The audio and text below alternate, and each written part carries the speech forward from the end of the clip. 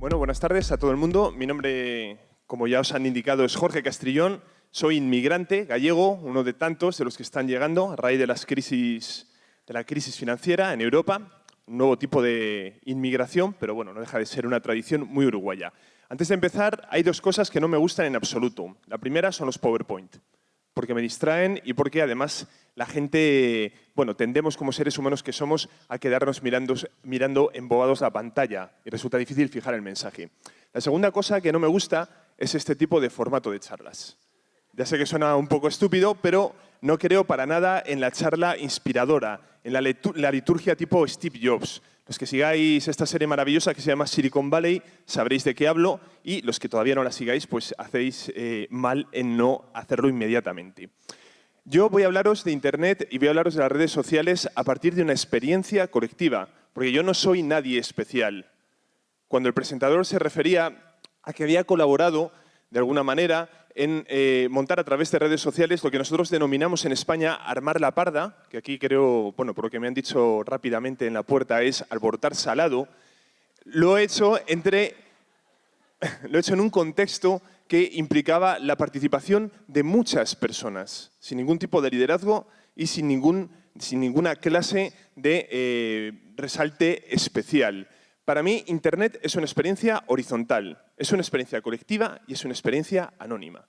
Es más, hablando de redes sociales, habitualmente tendemos a hablar de comunicación, nos centramos en consumo, nos centramos en la manera en la que nos relacionamos con otras personas que nos caen bien, mal o sencillamente no nos caen.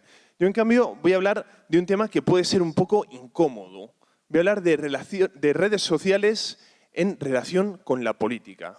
Redes sociales como herramienta para hacer política ciudadana. Y esto requiere de un pequeño contexto. Evidentemente, como os he dicho, yo soy gallego. Yo soy de Valladolid, que es una ciudad pequeñita que está cerca de Madrid.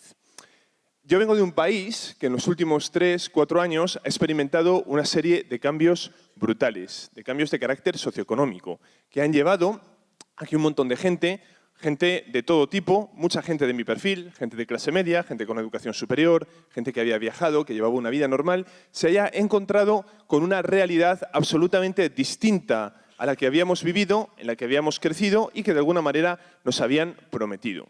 Yo vengo de una generación que no practicaba la política.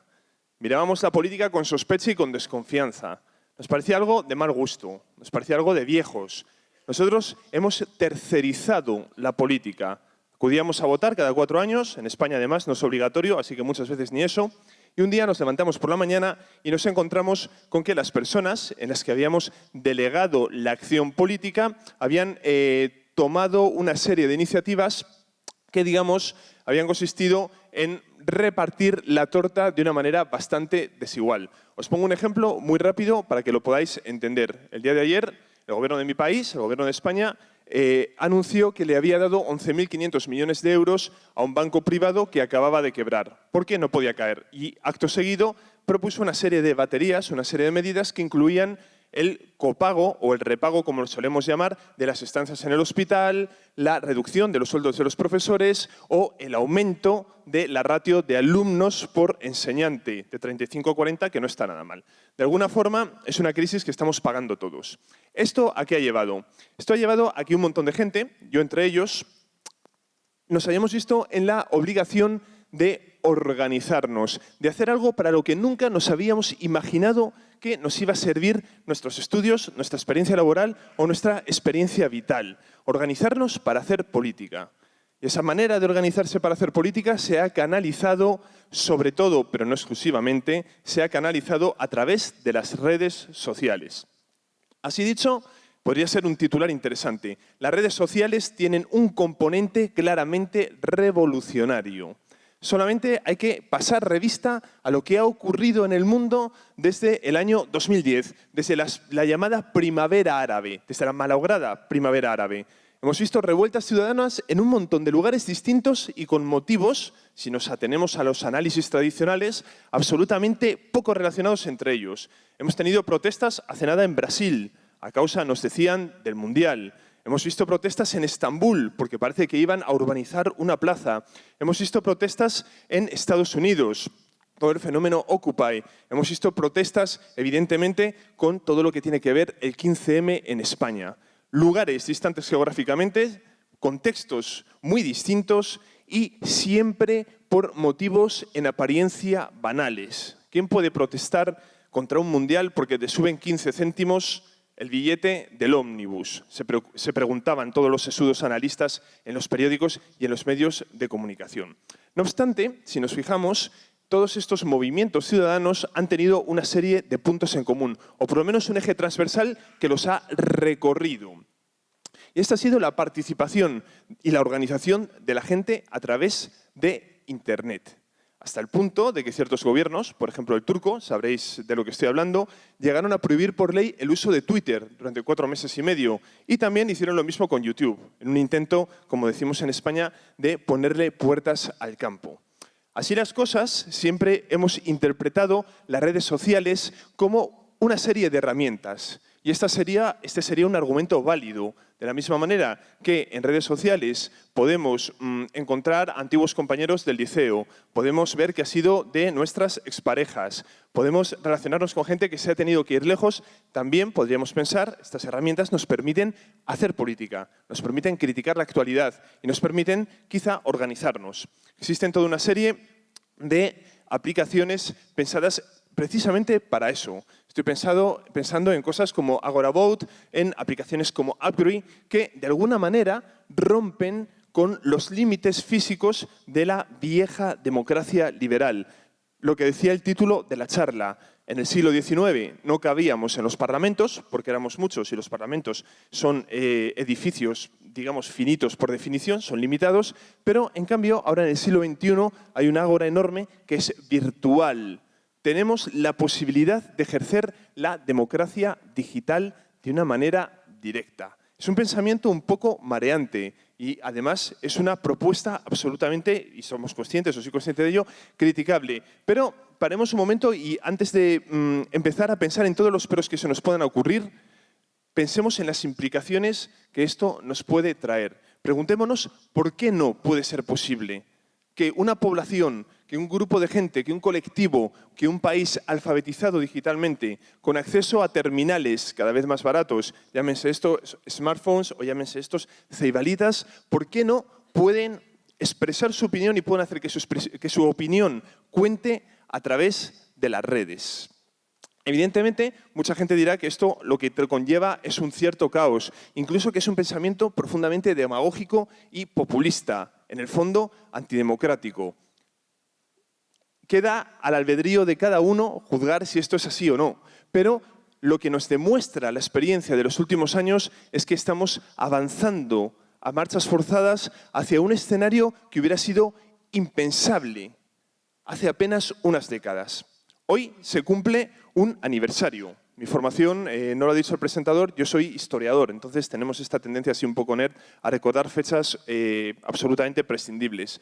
Hoy, hace 100 años, dentro de un par de horas, un gobierno centroeuropeo, el gobierno del Imperio Austrohúngaro, le entregaba un ultimátum a otro gobierno de los Balcanes, el de Serbia. Y con esto empezaba efectivamente la Primera Guerra Mundial. Empezaba el siglo XX. Los 30 días anteriores, desde el asesinato del archiduque Francisco Fernando en Sarajevo, había habido toda una serie de movimientos de la alta política internacional que llevarían a uno de los grandes dramas de la historia.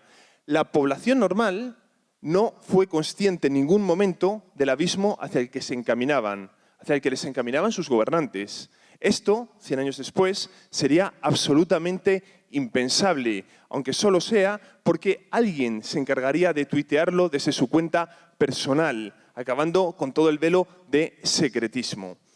Como digo, estas herramientas, además, el uso de las redes sociales como forma de hacer política, no solamente nos trae una funcionalidad nueva, no solamente nos permite a mucha gente votar y opinar y hacer, digamos, pesar nuestra voz. También, de alguna manera, está cambiando la forma en la que nos relacionamos en Internet. Estamos asistiendo al nacimiento de una forma de usar la red, como decía antes, mucho más colectiva y mucho más horizontal, pero también que cambia ciertos paradigmas de la sociedad en la que vivimos. Como decíamos antes, yo me he educado políticamente, en cuanto a redes sociales se refiere, en el ámbito del 15M. la gente que mejor ha llevado cuentas grandes, la gente que mejor ha dinamizado grupos, la gente que mejor ha sabido captar la esencia de la comunicación en redes, es un ejemplo concreto, han sido indefectiblemente, o al menos en un 90% de las ocasiones, mujeres. Han sido las chicas. Es curioso porque yo cuando veo, digamos, cierto tipo de presentaciones, la mía, sin ir más lejos, percibo que hay como una sobrerepresentación de la masculinidad. Digamos, por decirlo en una forma muy española, los tíos ocupamos demasiado espacio muchas veces. Pasa en la política también. Solamente tenemos que ver aquí en Uruguay, y lo digo con todo el respeto de la persona que viene de fuera, los candidatos a presidente y vicepresidente en las próximas elecciones. De los 3 principales partidos, esas 6 personas son indefectiblemente hombres. En cambio, en el ámbito en el que vengo yo, en el que me muevo yo, el ámbito, digamos, de las asambleas, el ámbito de este fermento digital que está llevando a catalizar cambios reales en Europa, la iniciativa, por lo menos en esta dinamización, corresponde a nuestras compañeras. Se está produciendo un reequilibrio, por decirlo así, entre una situación original, que era la que nos planteaba una sociedad eminentemente machista, la española no les cuento, aquí en Uruguay también tenemos lo nuestro, hacia una representación mucho más equilibrada y mucho más fiel a la realidad. En ese sentido, lo que vamos a asistir en los siguientes meses va a ser a, como decía antes, una serie de cambios. Estoy mirando disimuladamente el reloj porque, como veis, lo estoy haciendo absolutamente a pelo. Pero bueno, bueno, me lo sostenías tú, pensaba que me estabas ahí directamente grabando. Muy bien. Estamos asistiendo a una serie de cambios que van a llevar dentro de unos meses, dentro de unos pocos años, probablemente, como decía, a replantearnos el paradigma de la forma en la que nos relacionamos con nuestros gobernantes. Estamos acostumbrados, o nos hemos acostumbrado a hacer todo de manera inmediata. Si vamos a un restaurante y no nos gusta, podemos criticarlo o podemos alabarlo a través de una serie de aplicaciones. Si vamos a ver una película al cine y resulta que nos convence, podemos alabarla también en nuestra cuenta de Twitter.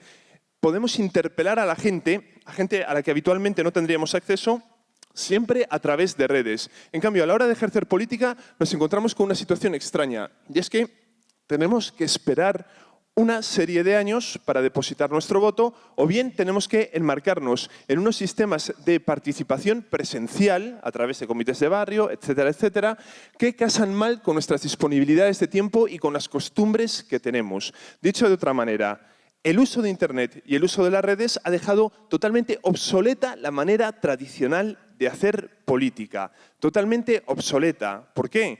Porque queremos participar aquí y queremos participar ahora.